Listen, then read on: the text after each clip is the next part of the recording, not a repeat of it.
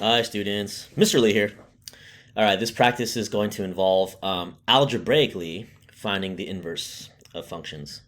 We're applying this specifically to linear functions, but it can, in general, you can find the inverse of any type of function. Okay, so let's start this out. The question is, what's the inverse of this function, f of x equals 8x plus 1? So I'm going to use this right-hand screen just to kind of copy over what this function is. All right. So inverse function is what we're trying to solve for. So the first step that I'm going to guide you guys to is actually to change your f of x to y. Right? We know f of x is the output value, so we can change it to y equals 8x plus 1.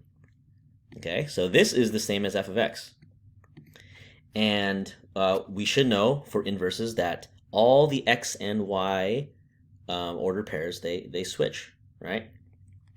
All the inputs and outputs, they switch positions. So I'm going to do that same thing in the equation, right? We can have any form, graph, equation, table. In each of those forms, the x and y switch. Okay, so I'm going to change the y to an x and the x to a y. All right, so I'm going to be very clear. This was f of x.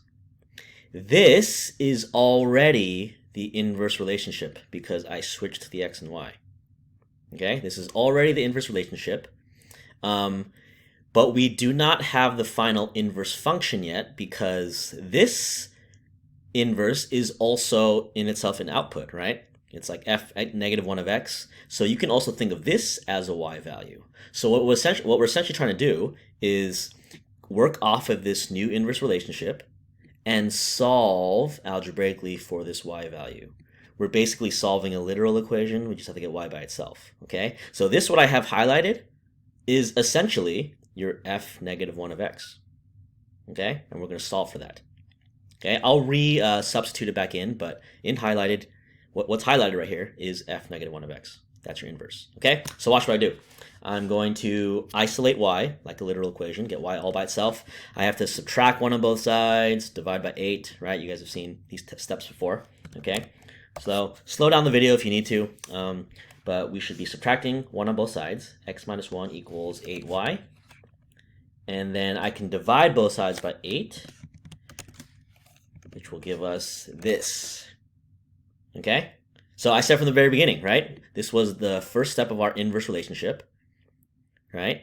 I highlighted this y value. This is your f inverse of x, f negative 1 of x, right? Which means this is your f inverse of x. We just isolated it at the very end.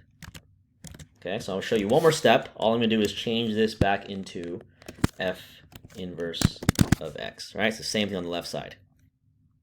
So we do have to plug this in Khan Academy. So it should be x minus 1 over 8. There are different ways to simplify these, okay, but for now, Khan Academy will accept it in kind of its raw form, so it's perfectly fine to just keep it like that. Okay, let's see some more examples. Use what you need in the video. I'm just going to go through four of them. All right, so same thing. Let me copy the function over. So h of x equals 3/2 times x minus 11. Okay, so again, your original function, h of x, is the same thing as your output, y value. So I can rewrite it like that. We're asked to find the inverse of h, right? So I'm going to write an equation that represents the inverse. I'm going to switch the x and the y positions. That's one of my first steps. Okay, so this was h of x.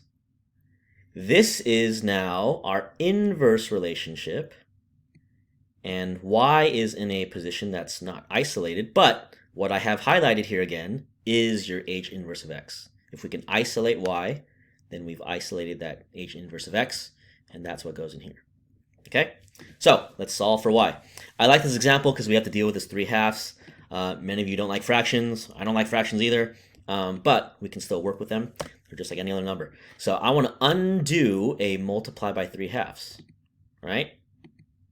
If I want to undo a 3/2, you can multiply by the reciprocal, right? This is just showing you a side note here. 3/2 times 2/3 gives you 1.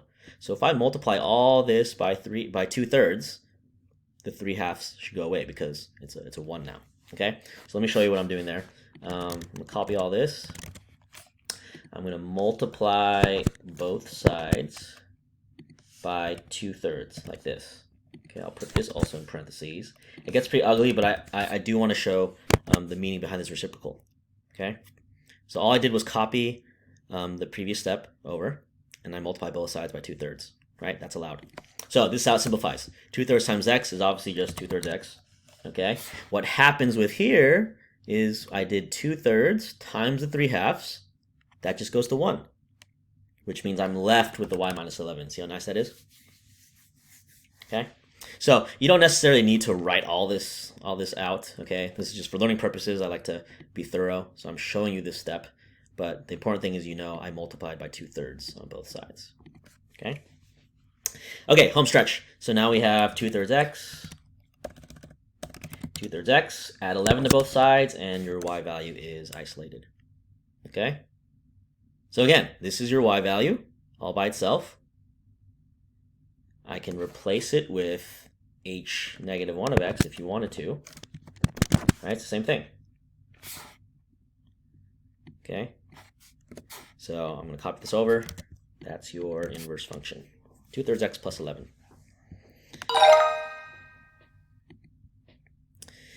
Okay, 2 more here. Again, if you feel like you're getting this, you can try the exercises. Come back to here if you're still struggling or wanting some more tips. Okay, so we have g of x equals -2 times x minus 4. Same first step. Change the g of x to a y. And then I'm going to swap the x and y positions. Okay, so this is g of x. This is now the inverse relationship because I swapped x and y. I'm trying to figure out what g inverse of x is. This is g inverse of x. But I have to isolate y to get it by itself. Okay, so let's isolate y. Some of you guys, I'll comment on this. Some of you guys might be tempted to distribute this out. There's still a way to solve it if you distribute this out. In my opinion, it takes a little bit more work. So I like to just divide both sides by 2 to get rid of this, and then we don't have to actually deal with the parentheses, right? Because if you have y minus 4 by itself, you don't need the parentheses. Okay, so I like to do this. I'm going to divide both sides by -2, and then we get this. Okay.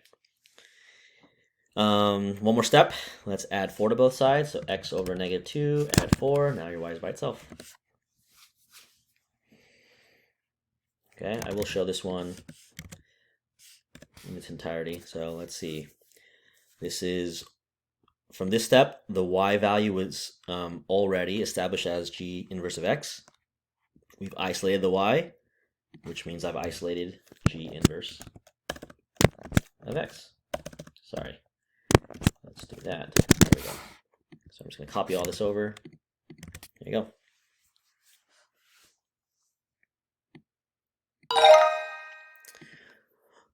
Uno más. Okay. So we have f of x equals -6x minus 7. Same first steps. Change your f of x to a y. All right, this is still f of x. I'm trying to solve for the inverse of f. So let's switch the x and y positions. That's not what I wanted. Keep that negative, and then that's okay. So that's the inverse relationship. We already have the inverse relationship once we switch the x and the y. But we're not done yet. I'm going to highlight this again. This is your f inverse of x that we need to isolate. Okay? That's your y value. Okay, so this equation has no fractions. Shouldn't be too bad. I'm going to add 7 to both sides first. And then divide by -6, and we're done. There we go. Okay, so follow the steps. Pause and rewind if you need to. You guys should be able to tackle these, hopefully. I'll be thorough. One more step. We can change this back to the inverse. Okay, so this is what we're actually copying over. There you go.